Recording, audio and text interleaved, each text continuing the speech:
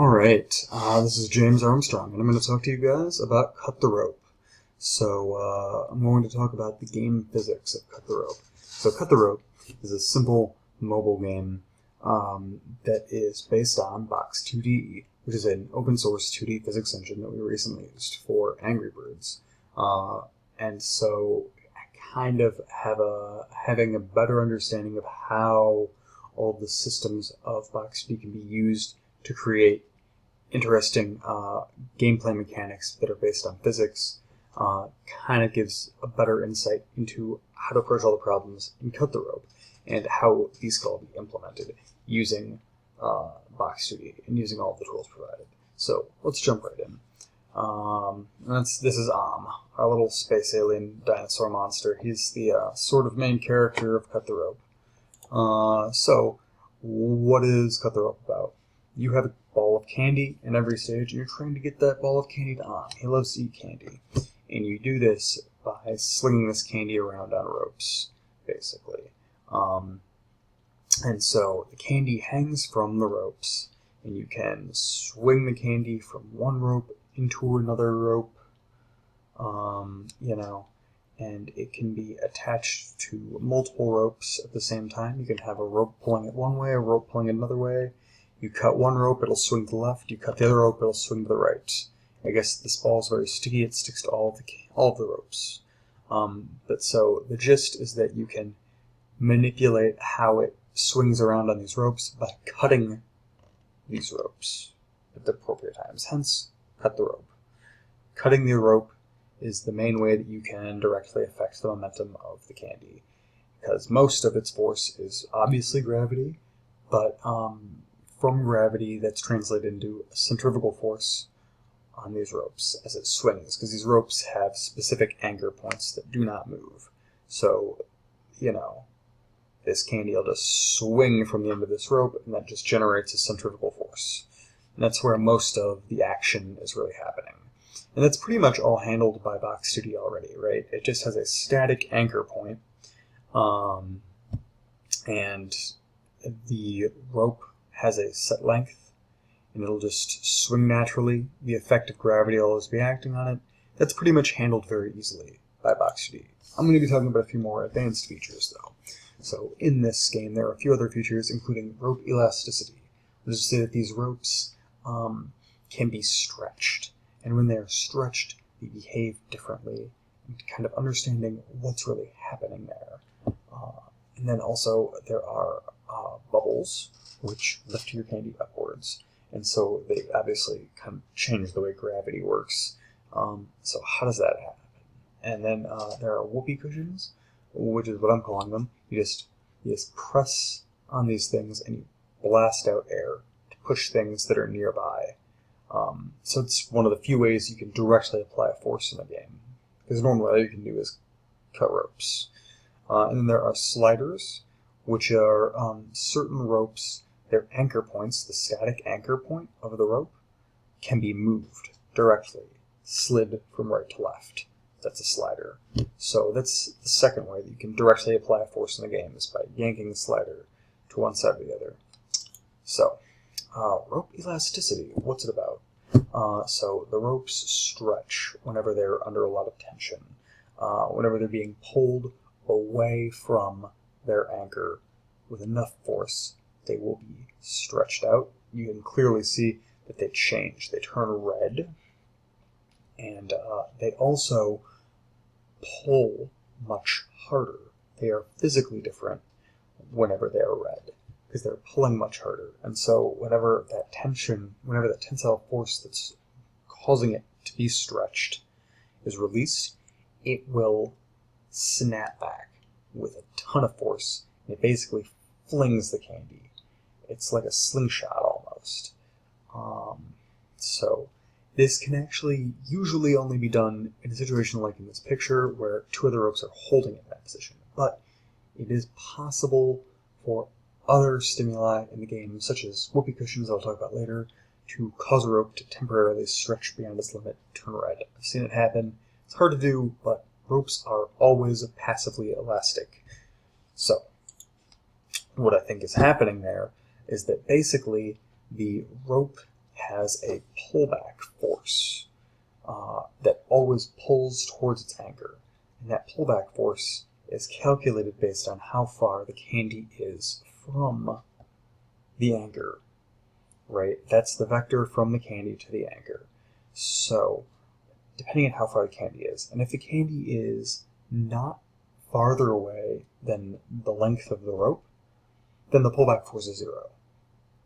But the baseline pullback, whenever the rope is at its full length, is generally enough to stop pretty much anything from stretching it. Like, for example, it's why the rope won't be stretched by the forces of gravity. It needs much more force to actually turn red and really get stretched. So wherever the candy is, it'll calculate how much farther past its normal length it's been stretched, right? How far is it away? How much farther than its normal length is that? That extra distance is going to determine how much you're going to crank up that pullback force, right? And so then once you have that pullback force calculated, you just let Box 2D do its thing. If there is enough equal opposite force via other ropes holding it in place to prevent that pullback force from moving it, then it'll just stay still.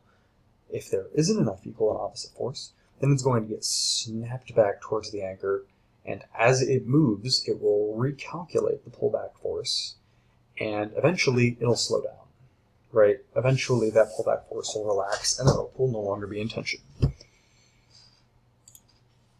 Now bubbles. Bubbles lift the ball upward.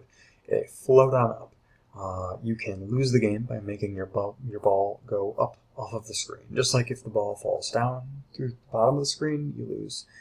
If it goes up off the top of the screen with a bubble, you lose. You can pop a bubble, though, to save it. So, yeah, bubbles continuously carry your candy upward. And it starts slowly, but surely enough carries it upward. Ropes will stop it from going up off the top of the screen. As you can see in the picture here, it's on a rope, but in a bubble. So it would go up till that rope was taut vertically, but it would stop at that point. So what do I think is happening here? And how could you implement it?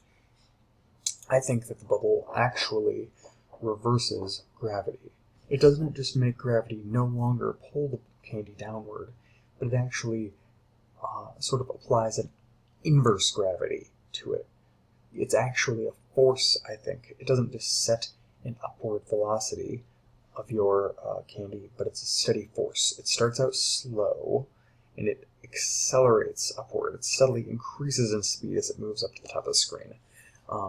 But the magnitude of the upward force is a lot less than that of the downward force of gravity, right? So it's maybe like negative 0.25 times the scale of gravity, right? But so I think it just changes the gravity scale to be negative in order to make that happen.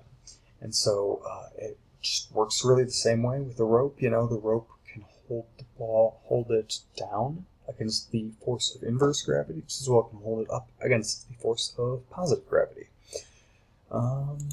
Now, whoopee cushions. So whoopee cushions are a one-off action. You press it once, it gives a burst of air. You can press it again and again, but there is a bit of a kind of a waiting period. You can't press it too quickly. When you press it, it pushes out little air puffs, and it pushes anything that's in front of it. And it is kind of variable, right? If there's kind of a sweet spot right in the middle. If the ball is right in front of it, then it'll push very hard. But if it's kind of a little farther away, then it'll just barely get pushed. Or if it's a little high or low and not quite centered right, it won't quite get that full push. So what do I think is happening here? I think it's a particle system. So the way particles work in Box 2D is that it would be several very small physics objects that are released outward from whatever point, pushed outward. And they may or may not actually be drawn. They're very small physics objects, right? So they all collide like normal physics objects. So they can push things, and it basically releases a whole bunch of them. So that way, as a group, they can have a large physical impact. but any one or two of them wouldn't do much, which also creates a very organic form of that sweet spot that I was talking about, right? The idea that if it's right front and center, it's going to get hit by all of the particles right whenever they come out of the origin. Whereas if it's kind of at a weird angle or a little bit farther away, it's only going to get hit by a couple particles, because not all of the particles are going to make it out to those extremities, right? And the fact that you have a bit of a cooldown with Whoopee Cushion, you press it once, burst of air, works very well with particles, because you press it once, you get a burst of particles, and you really don't, like, the particles need to linger for a little bit to be able to do their thing, right? To be able to actually physically interact with objects, they need to linger for a little bit so that they can push against other objects. So they will delete themselves, but they need a moment. So the fact that you have to wait a moment to let your Whoopee Cushion kind of fill back up with air, before you can press it again, works well with particles. And it's also a good solution graphically, because particles can easily be drawn or not drawn. So if you want to have the physical, like the visual air puff effect, you can easily add that to your particles. And now, what is the last feature here? Sliders.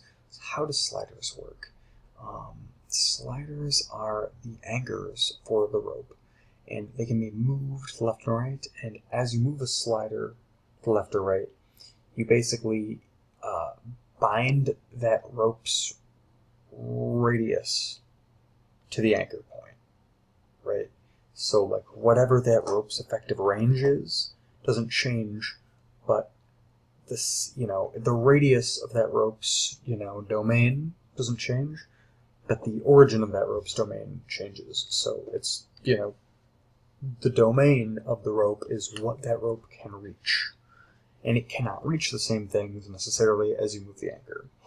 And it's moved in real time. So as the candy ball is swinging on the rope, you can be moving the anchor. And that means that you can jerk the slider really quickly, and it will pull the candy around very quickly. So you can kind of create a little fling effect with the candy ball. So what I think is happening there is that it's actually very simple. It just swaps the body type. So the anchor, the base point to which the rope is attached, is, if you are viewing it as a Box 2D body, then it would normally be static. It just stays in a single place and it's not affected by collisions or anything. It just hangs out there. Things can collide with it, but it does not collide with anything else. It just hangs out in that spot. But if you slide it, then it becomes static while it is sliding. And then whenever you release it, it's in its new position, and it's dynamic. And then it's static again. It's dynamic when it's moving, it is static when it is not. So the rope's physical properties and the rope's natural elasticity actually makes that work very well. The rope's natural elasticity is how you get that snapback on the candy. Because, it's a two-way street. What's really happening with the rope's elasticity and pullback is that it's not pulling towards the anchor point. Although that's what I said earlier, and that's what it seems, and that's what's true if the anchor point is static. But that's really kind of an illusion. What's really happening is that both ends are being pulled towards each other. One end is pulled towards the other end, and the other end is pulled towards the first, But it seems like everything's being pulled towards the anchor if the anchor is static, because the anchor is obviously not going to move. That doesn't mean that force isn't being applied, it's just not going to do anything to the anchor end of it. So all the actual effect of that force is going to happen at the other end. So it behaves differently when both ends are dynamic, but it's really, pretty much the same either way. So rope handles the rest. It's very nice. So that is the sliders. And yeah, those are the major features that I encountered in my time testing out Cut the Rope that I think could be implemented in Box 2D pretty quickly, pretty easily. So you know what this means. Angry Birds is over. It's time to make Cut the Rope, right? And it's time to get coding. But yeah, thanks for joining with the presentation. I hope you enjoyed it. I hope you learned a bit about how to use Box 2D and how to create interesting physics simulations.